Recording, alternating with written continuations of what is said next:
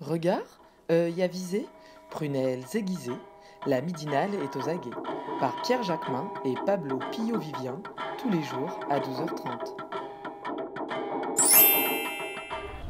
Bonjour Philippe Marlière. Bonjour. Merci d'avoir accepté notre invitation. Vous êtes professeur en sciences politiques à l'University College London. Un mot sur le Brexit d'abord. Le Brexit pour les nuls, en 30 secondes, ça donne quoi ? Le Brexit, c'est un gros accident de l'histoire britannique, pour commencer, peut-être européenne. C'est-à-dire qu'à l'origine, c'est un vote, c'est un positionnement tactique du Premier ministre qui s'appelait David Cameron, qui, pour apaiser son aile droite, eurosceptique, qui depuis de longues années demande un référendum sur la question, a cédé. Il a cédé parce qu'il pensait remporter très largement ce vote. Et effectivement, les sondages à l'époque laissaient entendre que ce serait une formalité. Et surtout, les sondages à l'époque montraient que la sortie de l'Union européenne pour les Britanniques était un sujet, je crois, qui arrivait en 128e position à peu près. Voilà, c'était absolument pas un sujet important. Le problème, c'est que dès que la campagne s'est mise en route, effectivement, il y a eu deux thèmes qui sont sortis. D'abord, une très mauvaise campagne de la part de ceux qui souhaitaient le maintien, absolument invendable. Il faut rester dans l'Union européenne parce qu'effectivement elle nous apporte beaucoup. Ce n'était pas un slogan ni un discours qui pouvait séduire dans un pays qui est comme la France et de nombreux pays européens ravagés par le chômage, par les inégalités. Mais donc les deux thèmes qui sont sortis de cette campagne, c'était effectivement un discours souverainiste, nationaliste, donc avec teinté de xénophobie.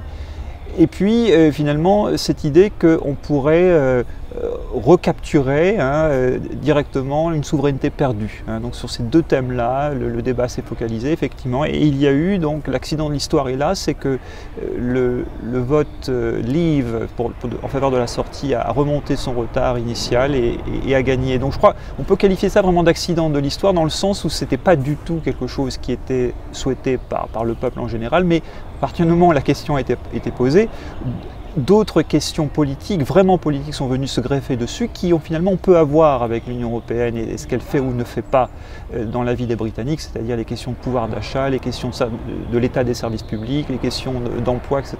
Mais alors ça c'était il y a 2 ans et demi, ils ont voté donc au référendum, ils ont voté Leave à plus de 50%. Maintenant on en est où ? Parce que maintenant la question commence à se reposer de savoir si vraiment ils doivent rester ou s'ils doivent partir, alors qu'en fait le référendum a normalement acté une position. Alors on en est où ? Je crois que personne ne le sait, y compris les acteurs même, y compris la Première ministre Theresa May, y compris le leader de l'opposition, puisque ce que ces 2 ans et demi de négociations ont montré, c'est que finalement, voter pour une sortie, finalement, ou pour rester, c'est la question la plus simple. Après, on se rend compte, au fur et à mesure des négociations et d'un accord qui a été signé entre Theresa May, son gouvernement et l'Union européenne, qu'il y a différentes possibilités de sortir, différentes versions. La version qui a été retenue n'a pas de majorité. Il faut que le Parlement britannique vote pour finalement soutenir, approuver ce texte, ce qui n'est pas le cas. Il n'y a pas non plus de majorité pour une sortie sèche, c'est-à-dire le no deal, c'est-à-dire une sortie finalement sans accord avec l'Union européenne qui, de l'avis de tous les experts politiques et économiques, est estimée suicidaire pour l'économie britannique.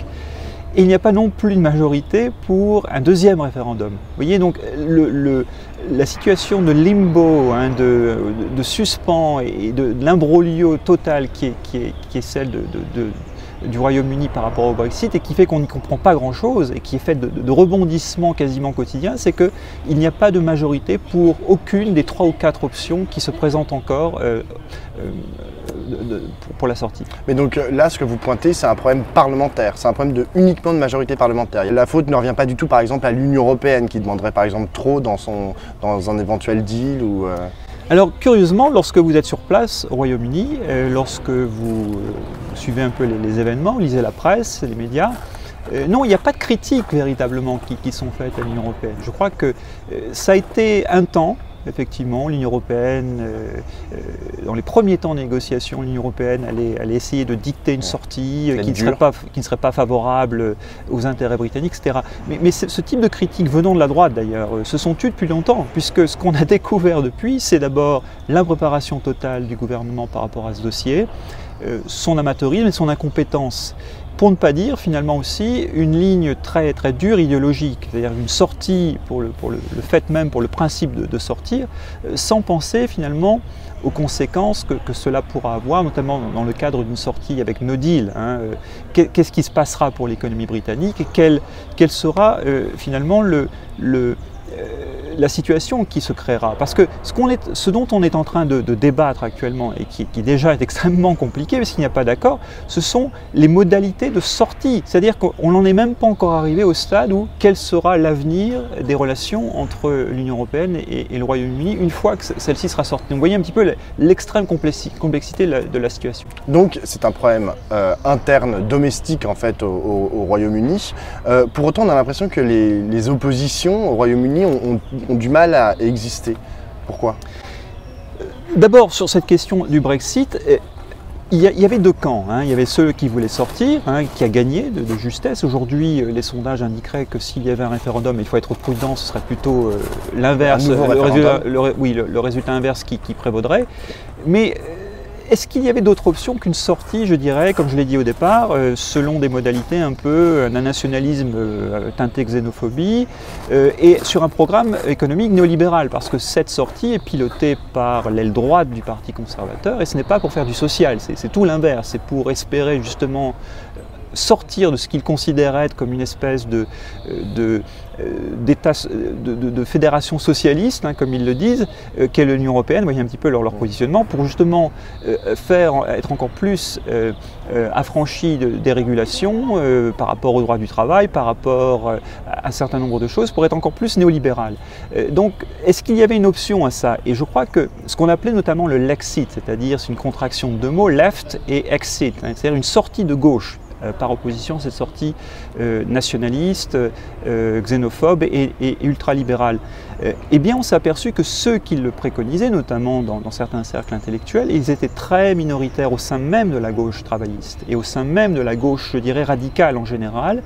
Eh bien, ces voix se sont tues aussi, parce qu'il y a une très grande difficulté, je pense que c'est un enseignement pour un débat plus général en Europe, parce que quand on est de gauche, on est effectivement insatisfait de ce que peut être l'Union européenne et de ses politiques. Est-ce que, pour combattre ces politiques actuelles, la meilleure solution est-elle d'en sortir? Je pense que le Brexit nous indique des choses intéressantes et importantes. Et elle nous indique en particulier que ce type de référendum, avec une question assez brutale, oui, non, sur un sujet dont je viens de montrer et de dire qu'il est hyper compliqué, on ne maîtrise pas du tout là où ça va. Imaginez ce type de référendum qui aurait lieu en France, avec toutes les forces souverainistes de droite, avec Le Pen, avec tout un certain nombre de mouvements et de personnalités politiques qui n'ont absolument pas le social en tête et l'envie de redonner une quelconque souveraineté au peuple sous quelque forme que ce soit. Eh bien, je pense que c'est là le problème. Vous ouvrez une espèce de boîte de Pandore proverbiale politique qui fait qu'après, vous suscitez les pires passions au sein d'une nation. Et donc voilà, ce qui fait que ce Lexit, eh bien, cette voie s'est tue. Économiquement, ça paraît aussi compliqué dans un monde aussi globalisé de prévoir finalement une sortie en autarcie, parce que si vous le faites, notamment dans le cadre d'un no deal, vous vous soumettez finalement à des règles du marché encore plus dures. Vous n'êtes plus du tout dans un ensemble régulé sur le plan des normes, sur le plan d'un minimum de droits pour les travailleurs, de droits en tout genre. Et donc je pense que c'est pour ça que la gauche britannique, qui est pourtant critique, très farouchement critique de l'Union européenne, comme la gauche française peut l'être, aujourd'hui a battu en retraite. Ils n'ont pas de position officielle, enfin ils ont une position officielle sur est-ce qu'ils sont plutôt pro-Remain, pro-Leave, parce que là on a l'impression que le gouvernement de Theresa May est un peu en pleine débâcle, toutes les semaines ou toutes les 2 semaines il y a sans arrêt un contre-ordre, quelque chose qui contredit ce qui se passe la semaine d'avant. Mais donc du coup pourquoi ils n'arrivent pas à émerger? Est-ce que c'est parce qu'ils n'ont pas de position unie? Est-ce que Jeremy Corbyn il est en butte avec justement d'autres courants au sein du Parti travailliste qui auraient des avis divergents? Essentiellement parce qu'il n'y a pas d'alternative politique et intellectuelle. C'est-à-dire qu'on ne conçoit pas, et moi j'ai bien conscience que ça peut paraître pour tous ceux qui m'écouteront en France comme quelque chose et qui sont mécontents de cette Union européenne. Et je le comprends et je suis d'accord avec eux. Ça veut dire quoi? On est condamné ad aeternam à rester dans cette Union européenne qui ne va pas? Non, je crois qu'il y a l'autre option qui est finalement d'essayer de changer les choses de l'intérieur. Parce qu'en sortir, finalement, ne règle rien. Je pense que s'il y a un enseignement important de ce Brexit, c'est ça. Au contraire, affaiblit encore les positions de gauche. L'idée pour laquelle il n'y a pas eu d'alternative à ce qui est en train de se passer, c'est que d'abord, d'une part, le Parti travailliste était pour le maintien dès le départ. Et ce qui est plus intéressant, c'est que parmi les intellectuels de gauche, plutôt type gauche radicale, parmi ceux qui réfléchissent justement à une critique de gauche de l'Union européenne, regardez ce mouvement qui soutient Jeremy Corbyn, qui s'appelle Momentum, hein, qui est un mouvement indépendant du Labour, mais qui a soutenu les deux campagnes de Corbyn, donc qui est très à gauche, a pris position dès le référendum pour le maintien. Sur cette base-là, non pas d'un enthousiasme débordant ou d'un amour pour l'Union européenne telle qu'elle existe, mais en faisant de façon très pragmatique, c'est-à-dire de façon, je crois, responsable, c'est-à-dire en faisant vraiment de la politique et pas simplement en se gargarisant de slogans et d'idées, qui est malheureusement un peu souvent le cas dans la gauche radicale lorsqu'on essaie de penser une critique de l'Europe, et qui ont décidé que non, la situation des travailleurs serait tout à fait affaiblie lors d'une sortie. Et on retrouve ça en dégradé à tous les niveaux. Les journalistes, les intellectuels de gauche publique bien marqués à gauche ont tendance à être pour le Remain. Il n'y a pas véritablement de voix qui portent le Lexit en Grande-Bretagne. Alors, sur un plan plus stratégique, on fait souvent le reproche aussi au Labour d'être plus concentré aujourd'hui, plutôt que sur les questions de fond, sur la question des places à éventuellement gagner s'il y avait des élections anticipées. Est-ce que c'est vrai? Est-ce que c'est vrai qu'ils sont plus concentrés uniquement là-dessus? Oui, il y a effectivement, il y a une chose qui se fait pour expliquer certains positionnements, notamment il y a quand même un groupe parmi les 200 et quelques députés travaillistes, il y en a une bonne trentaine, voire un peu plus, qui sont sur une position de leave. Hein. Et la raison pour laquelle, c'est que certains même personnellement pencheraient plutôt pour le Remain, mais la raison pour laquelle ils sont amenés à soutenir la position de sortie, c'est que leur électorat dans leur circonscription a voté en majorité pour une sortie. Souvent un électorat plutôt du Nord, ouvrier, plutôt âgé, hein, et qui effectivement a exprimé à travers ce vote une forme de ras-le-bol et de crainte et d'opposition à une situation sociale, économique qui est la leur, qui est tout à fait mauvaise.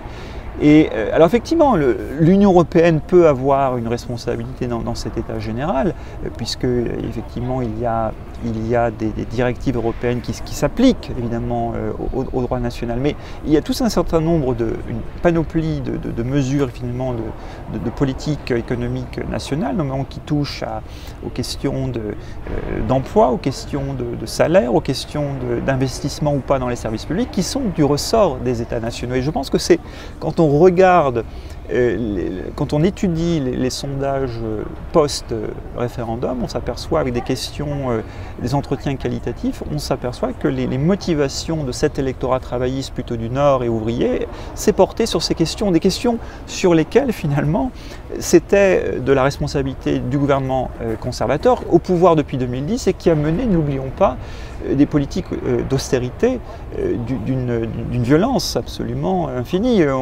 On insiste à juste titre sur la violence des politiques de Macron, mais vous pouvez trouver encore plus violent en traversant la Manche avec ce qu'ont fait David Cameron et puis maintenant Theresa May. Donc voilà ça, ces questions d'inégalité et de pauvreté qui frappent une partie d'un électorat populaire sont venus se greffer sur ce référendum, sur ce débat. Hein, et finalement, l'Union européenne, qui, aussi critiquable soit-elle, est devenue une espèce d'exutoire et une espèce de bouc émissaire aussi pour exprimer finalement un désaccord ou une situation d'hostilité. Alors j'ai une dernière question, Philippe Marlière, sur la campagne des européennes. En France, plus personne ne parle de sortie de l'Union européenne, notamment à gauche, alors qu'il fut un temps où on avait l'impression qu'ils en parlaient un peu. Qu'est-ce que ça vous inspire, ce qui va se passer jusqu'au 26 mai et puis ensuite? Alors, instruit, personnellement, moi j'habite là-bas et je suis ça au quotidien de cette expérience du Brexit que je trouve en tout point calamiteuse, désastreuse. Non seulement, je pense qu'une sortie de l'Union européenne de la Grande-Bretagne ne va absolument pas aider les populations qui auraient besoin de cette aide sur le plan social et économique, les populations les plus pauvres, les populations racisées, les jeunes, ça ne va absolument pas les aider. Ce gouvernement va au contraire intensifier sa politique néolibérale. Mais en plus, il y a eu, dans un pays un pays d'adoption depuis longtemps, qui est plutôt sur les questions de relations interethniques, le multiculturalisme, les rapports de genre, etc., que je trouve dans l'ensemble tolérant, eh bien, ce vote a libéré des passions qui ne sont pas du tout tolérantes. C'est-à-dire qu'il y a eu une espèce... les propos racistes, xénophobes, qui dans ce pays généralement sont mis hors jeu. Si vous le faites, vous mettez hors jeu. Il n'y a pas de Zemmour et compagnie qui s'expriment à longueur d'antenne dans les médias britanniques. Et bien là, il y a eu une espèce de... finalement, quand vous avez des dirigeants politiques, Boris Johnson, Nigel Farage, qui finalement, profitant d'émissions de télévision, martelaient que le problème numéro 1 du Royaume-Uni, c'était les invasions des migrants, des immigrés, et qui viennent prendre le boulot, qui finalement utilisent toutes nos ressources publiques. Et bien finalement, vous avez eu un changement un petit peu dans le climat politique, pour le pire. Alors, donc c'est une bonne nouvelle finalement que la gauche, en France et ailleurs, ne parle plus de sortie. Je pense que c'est une connerie, il ne faut pas la faire. Alors évidemment, on me dira, oui, mais regardez, depuis 30 ans, la gauche a tenté finalement en vain, effectivement, de faire quelque chose. Oui et non, parce qu'en réalité, la gauche qui était sous domination social-démocrate n'a pas tenté grand-chose contre cette Europe néolibérale. Au contraire, je dirais que la gauche social-démocrate, comme le PS en France, a été l'architecte de la construction de cette Europe que nous avons et dont nous sommes insatisfaits à gauche. Donc je pense que l'idée serait de remettre à plat tout ça et de considérer que c'est un combat titanesque, extrêmement compliqué, difficile, aléatoire, mais il faut s'y mettre. Et vous trouvez qu'on en prend le chemin ? C'est compliqué, évidemment. C'est compliqué. C'est compliqué, de même qu'il est compliqué de manière démocratique, par le biais d'élections, de changer radicalement les rapports de force dans un pays capitaliste. C'est toujours la même chose. Ce qu'on a du mal à faire au niveau national, pourquoi être plus exigeant au niveau supranational avec l'Europe, au contraire, c'est encore plus compliqué. Mais je crois qu'il faut, dans les deux cas, mener ce combat. Alors, est-ce qu'on en prend le chemin? Non, malheureusement. Je pense que la situation avant l'élection européenne est assez dramatique, en France et ailleurs. Fragmentation de la gauche, je dirais maintenant de plus en plus micro-partis. Il n'y a plus que de grands partis de gauche, ni en France, ni ailleurs, pratiquement. Et ceux qui s'en sortent sont ceux qui ont tenu, ce sont les partis sociaux-démocrates qui ont tenu leur gauche. Royaume-Uni, Portugal, dans une moindre mesure l'Espagne. Voyez. Donc c'est ça l'avenir des sociaux-démocrates qui tiennent leur gauche? C'est une social-démocratie véritablement de gauche et qui est surtout inclusive, qui donne une place à tout le monde.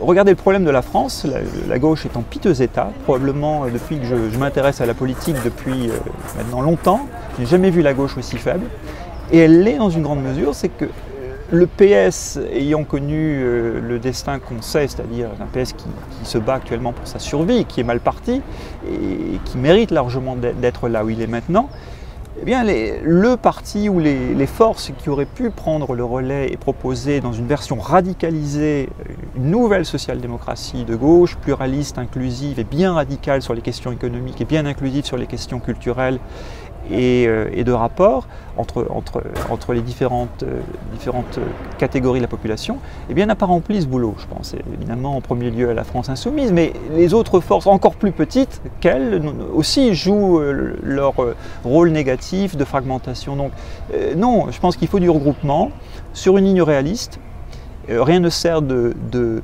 marteler les slogans les plus radicaux sur les réseaux sociaux ou ailleurs si effectivement on ne propose pas au public, à l'électorat, finalement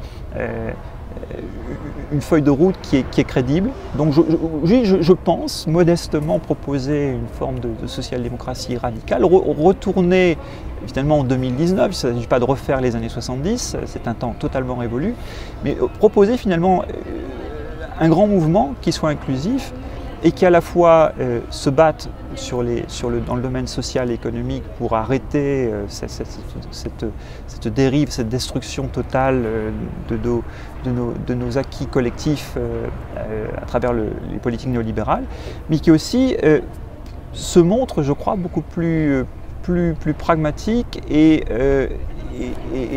prône un rassemblement. Ce n'est pas du tout le cas. Donc effectivement, pour le moment, je crois qu'à court terme, il n'y a pas lieu d'être très optimiste pour la gauche. Merci beaucoup Philippe Marlière.